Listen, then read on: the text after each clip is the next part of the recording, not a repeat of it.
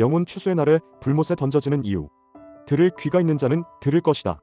의식주를 제대로 해결하지 못하는 가장 큰 이유는 손발이 게으르기 때문이다. 경제적 자유를 이루지 못하는 가장 큰 이유는 지혜롭지 못하기 때문이다. 사람들에게 휘둘리고 상처받는 가장 큰 이유는 명확하지 못하기 때문이다.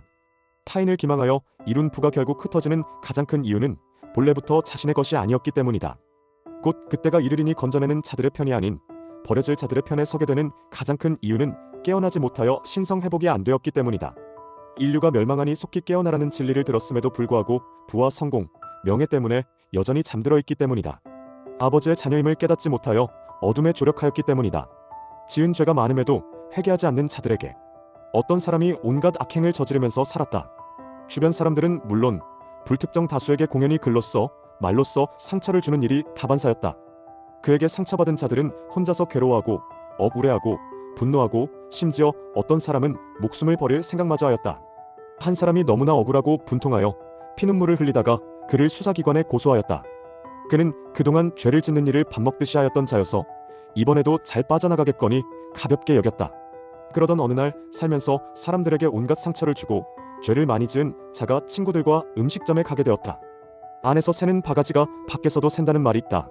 의자는 음식점에서 자기가 무슨 깡패 집단의 우두머리이냥 술에 거나하게 취해 주변 사람들에게 피해를 끼칠 정도로 행패를 부렸다. 그런데 그가 있는 뒤 테이블에 외식을 하러 나온 가족이 있었다. 그자는 지나치게 술을 마셔 취하였고 고래고래 소리를 지르고 있었다. 가족과 외식을 나온 가족의 가장으로 보이는 사람이 행패를 부리는 자에게 다른 사람들을 배려해달라는 말을 하였다. 그러자 그는 그 가장에게 주먹을 휘두르며 말했다. 어디 까불어? 한 주먹거리도 안 되는 놈이. 가장은 가족 앞에서 모욕을 당해 수치심에 치를 떨었다. 하지만 이를 키우지 않으려고 내심 참았다.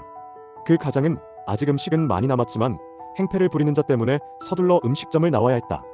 얼마 후 온갖 악행을 저지른 자가 법원에서 판사 앞에 서게 되었다. 그동안은 가벼운 벌금형이나 집행유예로 갱생의 기회를 받았다. 하지만 이번에는 달랐다. 수사기관과 법원은 더 이상 그가 갱생이 되지 않을 자라고 판단하여 엄단하기로 하였기 때문이다. 그자는 그동안 그래왔던 것처럼 벌금형이나 집행유예 정도로 끝나겠지 하는 안일한 마음으로 판사 앞에 섰다. 검사는 판사에게 그가 현재 지은 죄에다 과거에 지은 죄까지 들춰내며 엄벌을 요청하고 있었다. 죄가 많은 자가 얼굴을 들어 판사를 보는데 순간 그는 얼어붙고 말았다. 그 이유는 무엇일까? 거기에 있던 것은 그가 전에 음식점에서 술에 취해 갖은 모욕적인 말과 욕설을 내뱉고 밀치기까지 한 그 가장이었다. 그는 직감했다. 아, 판사였구나. 그날 내가 무슨 짓을 한 거지? 이번에는 절대 빠져나갈 수 없겠구나. 그는 자신의 미래를 예감하고 있었던 것이다. 판사도 피고석에 서 있는 죄가 많은 자, 피고인을 보며 생각했다. 아니, 이 자는 얼마 전 음식점에서 나와 내 가족을 모욕하고 수치스럽게 한 자로구나. 나에게까지 할 정도면 이 자는 얼마나 사람들에게 악행을 저질렀을까. 이번에는 그냥 두면 안 되겠구나. 판사는 얼마 전 음식점에서의 자신감이 없었던 모습이 아니었다. 그는 근엄하고 위험 있는 목소리로 말했다. 검사와 변호사, 방청석에 있는 자들 모두 판사의 얼굴을 바라봤다. 그대는 그동안 숱한 잘못을 저지르고 사람들에게 글과 말로써 상처를 주었다. 그대로 인해 얼마나 많은 사람들이 가슴 아파했고 억울해했고 분노했으며 고통스러웠고 괴로워했으며 심지어 자살까지 생각한 사람들도 있었을 것이다. 그대에게는 진정한 반성의 모습이 보이지 않는다. 또한 갱생의 기회를 여러 번 주었으나 그 기회마저 날려버렸다. 그대에게 법이 허용하는 최대 벌을 하는 것이 마땅하다. 내가 비유로 말했다. 비유에 담겨있는 뜻을 아는 자는 깨어나려고 노력하는 자다. 지금 인류의 96.5% 정도는 피고석에 서 있는 죄인과 같다. 그러나 평소 생각과 말과 행동을 조심해야 한다. 특히 남들이 자신의 얼굴과 신분을 알지 못한다고 하여 인터넷에서 글로써 말로써 불특정 다수들에게 상처를 주어서는 안 된다. 그동안 쌓은 카르마도 너무나 무거운데 더 이상 카르마의 무게를 무겁게 하지 말아야 한다.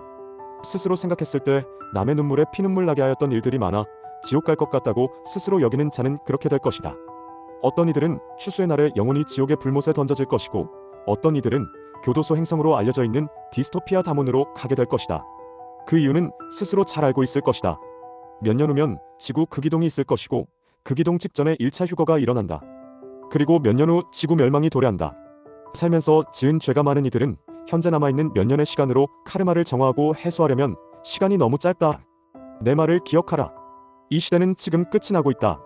새 예루살렘에서의 고차원 시대가 다가올 것이다. 이제 10년 남짓 남았다.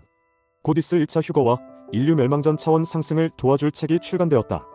천국의 문, 창조주의 인류 구원 메시지, 빛의 일꾼들을 위한 마인드 리셋, 죽음 이후, 사후 세계의 비밀, 인생의 기적을 창조하는 상상의 힘.